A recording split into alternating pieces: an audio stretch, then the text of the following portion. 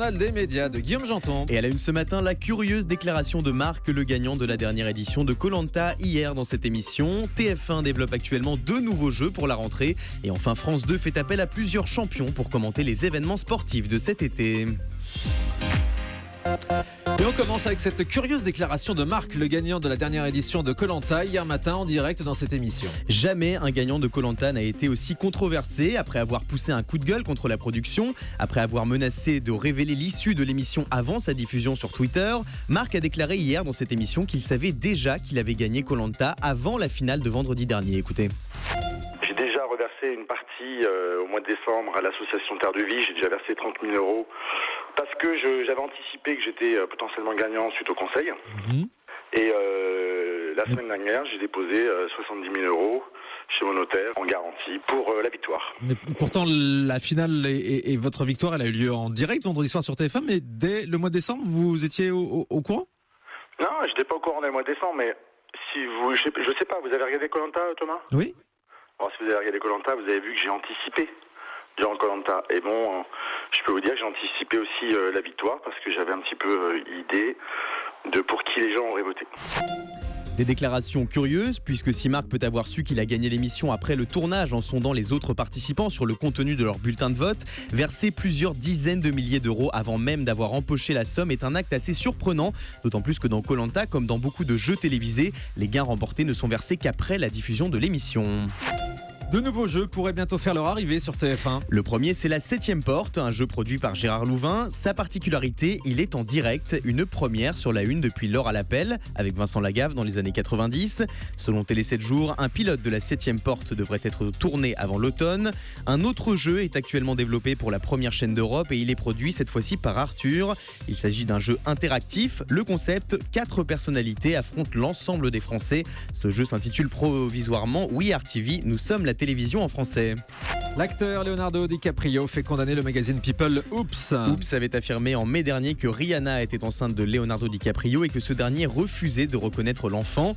La star américaine a alors attaqué le magazine et le tribunal de grande instance de Paris a rendu sa décision hier. Oops est condamné pour atteinte portée à la vie privée et au droit à l'image.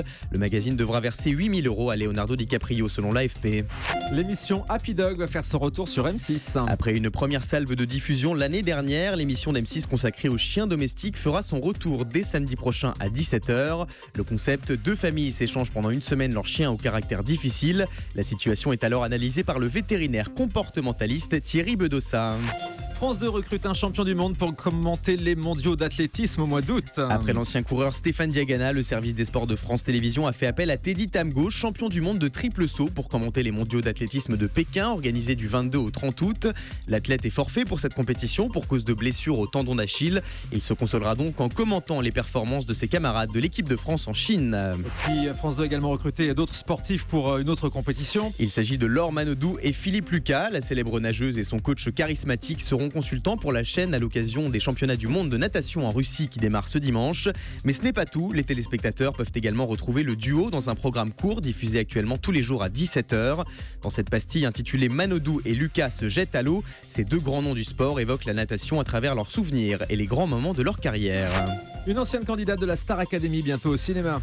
Et oui, il s'agit de la sublime Sophia Essaidi, celle qui a récemment participé à Danse avec les stars sur TF1, a révélé hier aux Parisiens qu'elle allait bientôt interpréter au cinéma Kalsoum, la plus grande diva du monde arabe. Le film réalisé par Julia Braoudé s'appellera La Voix. Un couple né grâce à l'amour et dans le pré a donné naissance à un petit garçon. Je suis sur un petit nuage, c'est ce qu'a déclaré François, un agriculteur de la 9e saison de L'amour est dans le pré à Télé Loisirs, en évoquant la naissance de son petit garçon prénommé Marceau il y a quelques jours. Ce bébé est le fruit de son amour avec Marilyn, une femme qu'il a rencontrée il y a un peu plus d'1 an devant les caméras de L'amour est dans le pré. Marceau est le 33e enfant né grâce à l'émission à succès d'M6. 33 bébés depuis le début de L'amour est dans le pré. Et non, c'est l'émission qui repeuple les campagnes. Bah, bien sûr. François, c'était celui qui ressemble à Johnny et qui adorait Johnny. Donc, un gros fan voilà. de Johnny. Ouais, exactement. Voilà. On termine avec le chiffre du jour. 2 comme la saison 2 de Chasseurs d'appart qui verra le jour en 2016 sur M6 selon les informations de TV Mag. Cette nouvelle quotidienne consacrée à l'immobilier et présentée par Stéphane Plaza a été un succès lors de sa dernière salve. Quasiment 1,5 million de téléspectateurs en moyenne, 11% du public et près de 25% de ménagères à 18h40 sur M6. Étonnant donc que ça revienne prochainement. Stéphane Plaza, valeur sûre d'M6. Merci beaucoup Guillaume Janton pour le journal des médias.